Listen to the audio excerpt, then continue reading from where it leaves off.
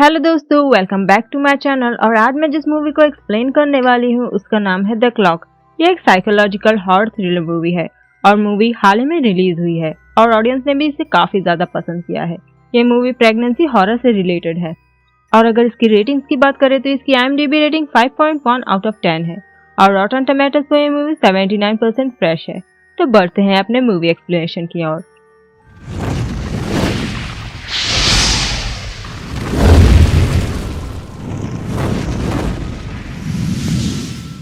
तो मूवी की शुरुआत में हम एक लेडी को देखते हैं और ऐसा लगता है कि वो लेडी किसी बात को लेकर बहुत ही ज्यादा दुखी होती है और वो एक झूले पर खड़ी होती है। उसके कपड़े खून से सने हुए होते हैं और जमीन पर भी काफी ज्यादा खून बिखरा हुआ होता है और उसे लगातार ब्लीडिंग हो रही थी। और थोड़ी ही देर में वो लेडी उसे झूले के चैन को अपने गले में लपेटकर खुद को फांसी लगा लेती। सीन शिफ्ट होता है और हम एला को देखते हैं जो कि इस मूवी का लीड रोल है। एला अपने फ्रेंड्स के साथ में किसी पार्क में होती है और पूरे समय उसके फ्रेंड्स सिर्फ बच्चे पालने और फैमिली बढ़ाने की बातें कर रहे होते हैं और वो एला से पूछती हैं कि एला अपनी फैमिली कब बढ़ा रही है। लेकिन एला को तो बच्चे पैदा करने में कोई इंटरेस्ट नहीं था और एला अपनी लाइफ में अपने हस्बैंड के साथ में बहुत ही खुश होती है। एला पेशे से एक आर्किटेक्ट होती है और उसे कुकिंग में भी बहुत ज्यादा इंटरेस्ट था। एला प्रेगनेंसी के दौरान होने वाले बॉडी चेंजेस से बहुत ही ज्यादा घबराती थी और उस पेन से भी।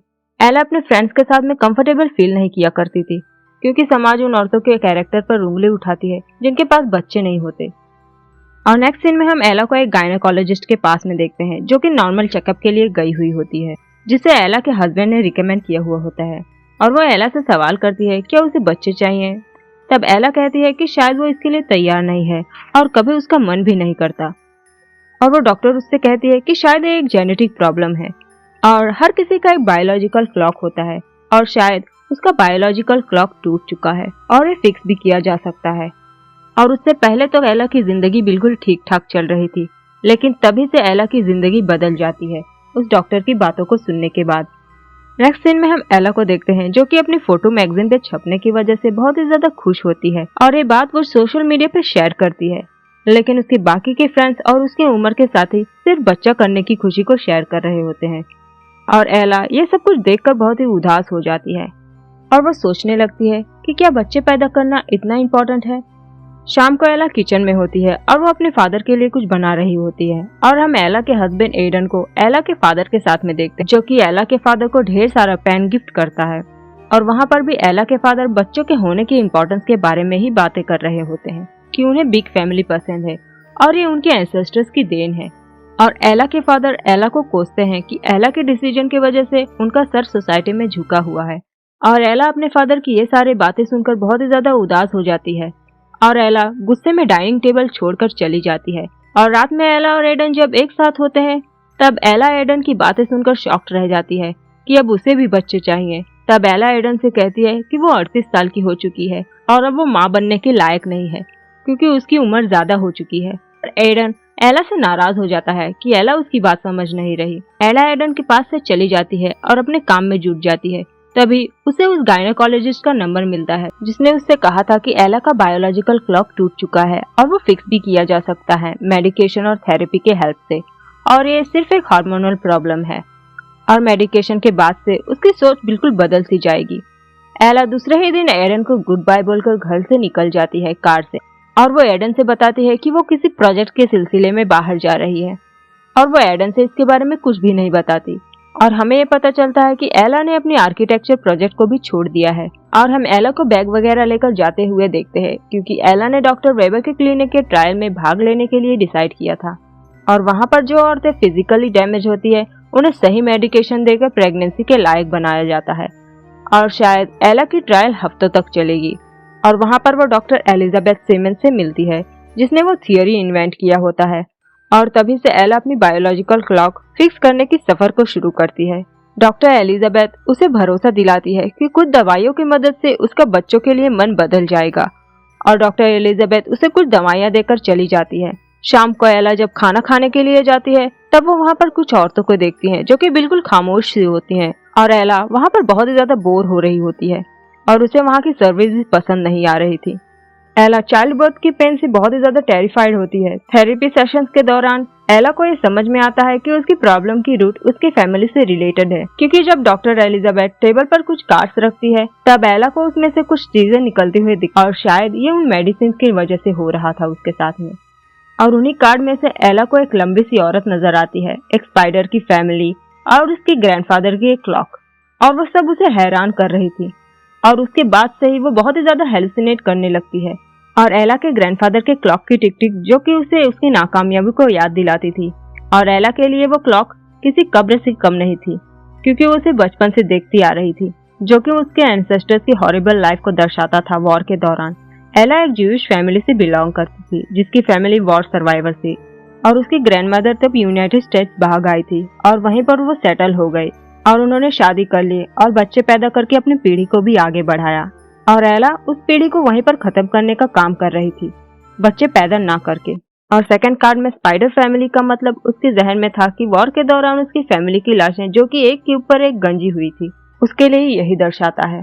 थेरेपी के बाद वो ब्लैक टॉल वुमन अक्सर उसे हॉन्ट करने लगी, क्योंकि एला अपनी ग्रैंडमदर की सारी मेहनत पर पानी फेर रही थी। एला उन मेडिसिन को लेकर इतनी ज्यादा डिल्यूजनल हो जाती है कि उसकी रियलिटी ब्लर हो जाती है। और हफ्ते के लास्ट दिन पर डॉक्टर एलिजाबेथ एला के अंदर कुछ इम्प्लांट करती है, जिसके बाद एला अपने घर वापस चली जाती है। तभी रास्ते में एला को फिर से उसकी ग्रैंडमदर हॉन्ट करने लगती है, और वो खुद को समझाने की कोशिश करती है कि जो कुछ भी वो देख रही है वो उसका वहम है, लेकिन वो खुद पर कंट्रोल नहीं कर पाती। एला लगातार मेडिसिन ले रही थी, इसलिए उसके डिल्यूजन बढ़ते ही जा रहे थे। एला को खाने पीने में कुछ भी पसंद नहीं आ रहा था, सिवाय फ्रोजन एग्स के। वो कच्चे अंडे पसंद करती थी, और उसे कलर्स भी समझ नहीं आ रहे थे, ग्रे, ब्लैक एंड व्हाइट और कलरलेस दिख रहे थे। एला की फ्रेंड ने जब एला को अपने बेबी का रूम ऑल्टर करने के लिए कहा, तब एला ने उसके बेबी का रूम बिल्कुल शमशान घाट की तरह डिजाइन कर दिया।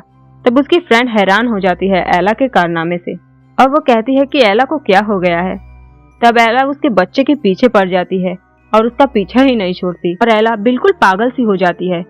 तब एक औरत एला को घसीट कर घर से बाहर कर देती है, और तब से एला के मन में भी ये ख्याल उठने लगता है कि वो भी माँ बनना चाहती है। और उसी वक्त एला को अपने फादर की तरफ से एक इमरजेंसी कॉल आता है, और एला उनसे मिलने के लिए चली जाती है। और जब वो वहाँ पर पहुँचती है तब वो अपने फादर को जमीन पर गिरा हुआ देखती है। एला उनकी हेल्प करती है उन्हें वापस से बैठाने के लिए, और एला के फादर बहुत ही ज्यादा गिल्टी फील कर रहे थे, क्योंकि उन्होंने एला के चॉइस पर सवाल उठाया और उन्होंने एला को शर्मिंदा किया। और उन्होंने अपने सपने में देखा कि उनकी पूरी फैमिली लाइन उन्हें अपने साथ लेने से इनकार कर रही है, क्योंकि उन्होंने अपनी बेटी को गलत ठहराया। और वो समझ जाते हैं कि एला को हक है कि वो अपने ट्रेडिशन को बदल सकती है, और वो जो चाहे वो बन सकती है।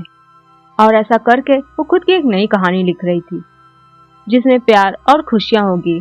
और अब वो अपनी बेटी की खुशी के लिए कंसर्न थे, लेकिन एला ने अपने फादर को खुश करने के लिए पहले ही बहुत बड़ा कदम उठा लिया था, और वो बहुत दूर जा चुकी थी, और वो अपने कदम पीछे भी नहीं खींच सकती थी। एला के फादर को एला की बहुत ही फिक्र हो रही थी, और वो चाहते थे कि वो खुश रहे। लेकिन तभी एला को घड़ी की टिक टिक फिर से सुनाई देने लगती है। एला का दिमाग बिल्कुल खराब होने लगता है, और वो गुस्से में घड़ी को जमीन पर फेंक कर उसके टुकड़े टुकड़े कर देती है। सीन शिफ्ट होता है और हम एडन को देखते हैं, जो कि एला को काम डाउन कर रहा था, क्योंकि एला के हाथ खून से लथपथ थे। और जैसे कि डॉक्टर एलिजाबेथ ने एला को एडन से दूरियां बरतने के लिए कहा हुआ होता है, और वो बरत भी रही थी। लेकिन मेडिकेशन कंप्लीट होने से पहले ही उसी दिन एला आउट ऑफ कंट्रोल हो जाती है, और वो प्रेग्नेंट होने के लिए एडन के साथ में इंटीमेट होती है। और तभी एडन हर्ट हो जाता है एला के बॉडी के अंदर उस इम्प्लांट की वजह से, और एला तब एडन के लिए फर्स्ट एड ढूंढने लगती है। और तभी एडन उसे अपने बैग में फर्स्ट एड है ऐसा बताता है, और एला जब उस बैग पर वही इन्फिनिटी का निशान देखती है जो उसने डॉक्टर एलिजाबेथ के क्लिनिक में देखा हुआ होता है, तब वो एडन से पूछती है कि क्या वो उन्हें जानता है। तब एडन उससे कहता है कि उसका उनसे कोई कनेक्शन नहीं है, और वो इनकार कर देता है। लेकिन एला उसकी बातों को नहीं मानती।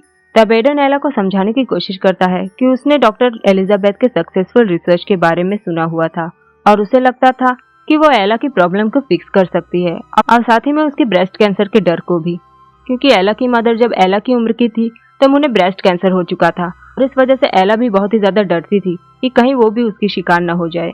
एला का दिल तब टूट जाता है क्योंकि एडन ने उसे झूठ बोला, और वो एडन का प्लान था कि वो डॉक्टर एलिजाबेथ के थेरेपी को ले ताकि उसकी विशेष पूरी हो जाए। उसने अपने स्वार्थ के लिए एला की खुशियां तबाह कर दी, और अब शायद उसकी जिंदगी भी। और इतना सब कुछ सुनने के बाद एला तुरंत ही पहुंच जाती है डॉक्टर एलिजाबेथ के क्लिनिक पर और वो डॉक्टर से उसकी बॉडी के अंदर से उस इम्प्लांट को निकालने के लिए बोलती है।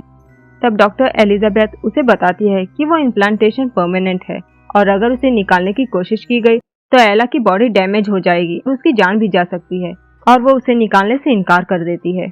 डॉक्टर एलिजाबेथ एला को किसी तरह काम डाउन करने की कोशिश करती है और वो उसे अपने ऑफिस में लेकर जाती है। तब एला उसी के जैसे बहुत सारी खामोश और मासूम औरतों को देखते हैं जो कि डिल्यूजनल वर्ल्ड में जी रही होती हैं। एला गुस्से में एक पकड़ लेकर अपने इम्प्लांट को अपने हाथों से निकाल लेती है और उसकी वजह से उसे बहुत ही ज्यादा ब्लीडिंग होने लगती है। और एला अकेले ही इसकी शिकार नहीं थी और उसके जैसे बहुत सारी औरतें भी इसका शिकार बन चुकी थी और वो सब उस मेडिकेशन और थेरेपी की वजह से हो रहा था जिसने उन्हें एक अलग इंसान बना दिया था, जिसे एक बच्चा चाहिए था, न कि उसे खुद को।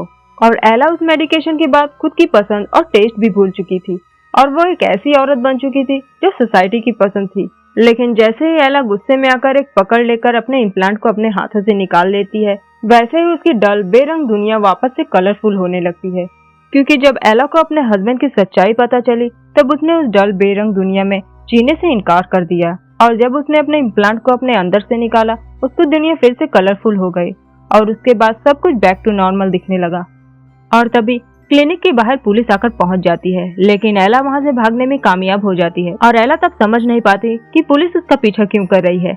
लेकिन तभी रास्ते में एला को एडन का फोन आता है जो एला को बताता है कि उसने देखा है कि एला ने अपने फादर के साथ में क्या किया है और इसलिए उसने पुलिस को बुलाया है ताकि वो एला को अरेस्ट कर सके। और तब स्टोरी फ्लैशबैक में जाती है जब एला अपने फादर के साथ में होती है। एला के फादर एला को अपनी लाइफ अपने तरीके से जीने के लिए बोलते हैं, बिना बच्चों के। तब एला को फिर से घड़ी की टिक टिक की आवाज सुनाई देने लगती है और एला ने जब अपने पिता के मुंह से वो बात सुनी तो वो आउट ऑफ कंट्रोल हो गई और उसके पिता ही उसके सबसे बड़े दुश्मन बन गए, बिल्कुल उसके ग्रैंडफादर के क्लॉक की तरह, जो उसकी नाकामयाबी को दर्शाता था। क्योंकि उस मेडिकेशन ने उसके ऊपर इतना बड़ा प्रभाव डाला था कि वो बच्चे के लिए न सुनने के मूड में बिल्कुल भी नहीं थी। एला उस आवाज को सुनकर इतनी ज्यादा पागल और उग्र हो जाती है कि वो अपने पिता को ही घड़ी समझकर जमीन पर गिरा देती है और जो उसने घड़ी को डिसमेंटल किया था वो असल में उसने अपने पिता के शरीर को ही बड़ी बेरहमी से काट कर टुकड़े टुकड़े कर दिए थे। और ये सब करने के दौरान एला बिल्कुल भी अपने होश में नहीं थी और ये सब उन दवाइयों की वजह से हुआ था। एला ये सब कुछ जानने के बाद बहुत ही ज्यादा दुखी हो जाती है और वो कार से बाहर आ जाती है जहाँ पर पुलिस खड़े हुए होते हैं और पुलिस उसके हाथ में हथकड़ी लगा देती है। लेकिन एला तभी पुलिस के चंगुल से बचकर भाग जाती है और वो ऊंचाइयों से लेक में कूद जाती है और इतनी ऊंचाई से कूदने के बाद हमें समझ में आता है कि एला मर चुकी होगी और शायद एला की आत्मा अब अपने पिता के बारे में ही सोच रही थी कि किस तरह से उसने अपने पिता के साथ में बर्बरता की। और एला की जिंदगी में माँ बनने की इच्छा वरदान की तरह नहीं बल्कि श्राप की तरह आई और मूवी यहीं पर एंड हो जाती है। तो दोस्तों, अगर आपको मेरा वीडियो एक्सप्लेनेशन पसंद आया हो तो प्लीज से मेरे वीडियो को लाइक और मेरे चैनल को सब्सक्राइब करके नोटिफिकेशन आइकन पर क्लिक कर दे ऐसे ही वीडियो एक्सप्लेनेशन पाने के लिए। तो मिलते हैं नेक्स्ट वीडियो में, तब तक के लिए goodbye, take care and thanks for watching.